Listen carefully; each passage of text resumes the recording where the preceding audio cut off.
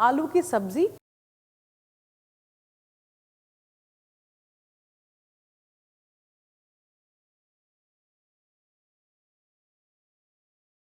Hi, I'm Anupa and I welcome you to Sanjeev Kapoor Khazana, and I also welcome to a series of cooking for beginners. Once again, I'm here to present to you another recipe which is a very basic vegetable which is made in most of the Indian households. This is aloo ki sabzi. As mentioned earlier, this would be an excellent accompaniment with the Indian bread that I showed you, which were puri or even roti.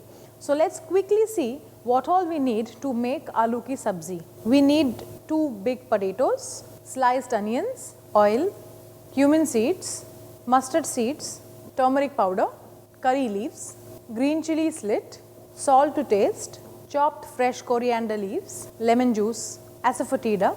Okay, now to begin with, the most important thing here is to cook the potatoes first.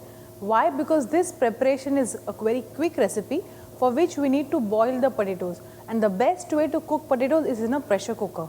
So I have a pressure cooker with me. Whenever you use a pressure cooker to boil potatoes, make sure you don't add too much water to it, because what happens is when the water starts boiling and the pressure starts building up, along with the whistle which is raised, all the water also comes out of the cooker. So make sure the water is sufficient. So how much water needs to be added, you make a note. Switch on the gas. Okay, after this we'll add water. That's it. We don't need to add more water to this. Of course, the potatoes are quite big, so if you are using big potatoes, you can also cut them into half and boil it, or even if you leave it whole, it is surely going to be cooked with about 3 whistles on medium flame.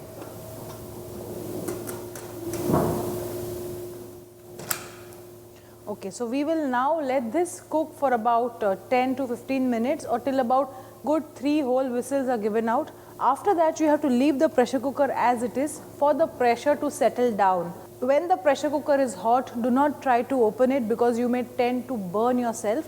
So be a little patient. Once the pressure settles down, you can open the pressure cooker and you'll have nice good boiled potatoes. So what we will do is, I already have 2 potatoes with me which are already boiled. We will just transfer this. We will start cooking the vegetable in this wok. So to begin with, we'll first need to use oil. Now there are various ways of making aloo ki sabzi. Each and every region in India has its own version of aloo ki sabzi. What I am showing you today is a universal thing, mostly made in all Indian homes. However, you may also come across various other recipes which I will eventually show you. There are a lot of times when this vegetable is made with a little bit of gravy, a little bit of sauce.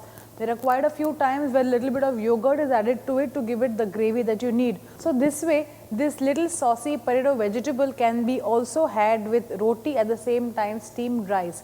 But what I am showing you today is something which can be had with puri also and roti as well. So let's first see how do we start with the tempering. Now very important thing here with this vegetable is the tempering. Tempering is something that is done initially and to which we will add the potatoes. Very often temperings are also given last minute, which happens in case of dal. So when we learn how to make dal, we will see how to make temperings for dal. But right now we are seeing how to make this tempering for aloo ki sabzi. Okay, now what we have to do here is we will take some mustard seeds. So we have to wait for the mustard seeds to crackle. Then we will add cumin seeds to this. These have to change color, they have to change to a little brown in color, after which we will add asafoetida. Now why do we have to add asafoetida? It helps in digestion. Then we will add some turmeric powder, we will add some curry leaves, some green chillies, and we will mix this lightly. So this is our basic tempering. Now in this you could add a lot of other vegetables. I am using potatoes, but you could also add paneer, you could also add cauliflower. Here we will add the onions, and after you have added the onions, you need to saute this well for the onions to go soft and transparent, and this can be done on high heat also. Okay, 3 whistles are given out. We will switch this off and wait for the entire pressure to settle down. Okay, now I have boiled potatoes with me which I am going to cut. So cut it into half, then cut it into dices like this. There's another way that you can do is instead of cutting, just crush the potato in this. That also could be another way of preparing this. Here we don't want the onions to brown, so keep stirring it. There's another way that you can avoid the onions from browning is by splashing some water. So you could just do this, and what we'll do is we'll cover this. We'll cover this for the onions to go slightly soft. In the meanwhile, we'll cut the potatoes. That's it. The potatoes are done. We'll just open this in case it's got stuck to each other like this. Potatoes are quite starchy, so it is the starch which sticks to each other like this. You will find the same with rice. Rice is also again quite starchy, high in carbohydrates. So when you cook rice also you find the grains sticking to each other. Similarly with potatoes. Okay, so we have sauteed the onions. They have gone nice and soft. And now if we saute it further, it will start browning. Basically because onion, they have a lot of sugar in it, and when sugar comes in contact with direct heat like this, it starts caramelizing. So basically whenever we say browned onions, which means onions which are fried or further sauteed in oil, the sugar caramelizes and that is how we get brown onions. It's very simple. So I don't want the onions to brown here, so I will not cook it further. What I will do is I will add the potatoes. Now we'll add salt, very little coriander leaves right now, and we'll mix this once again.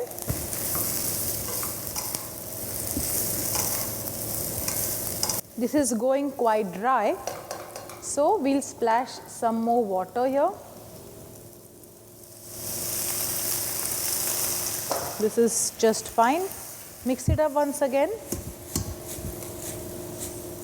Okay, and we'll cover this and let this cook for at least 5 to 7 minutes. Okay, so now let's see. This looks perfectly fine, nice and moist, just the way it should be. Now what you can do right now here is just lightly crush it, but don't mash it totally, just crush this lightly. That's it. Switch off the heat. Now we have to add some lemon juice.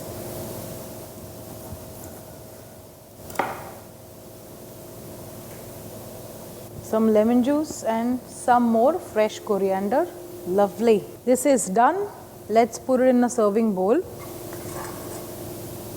Aloo ki sabzi is ready. Serve this with roti or puri and make this recipe just the way I have made it, and you'll be very proud of yourself.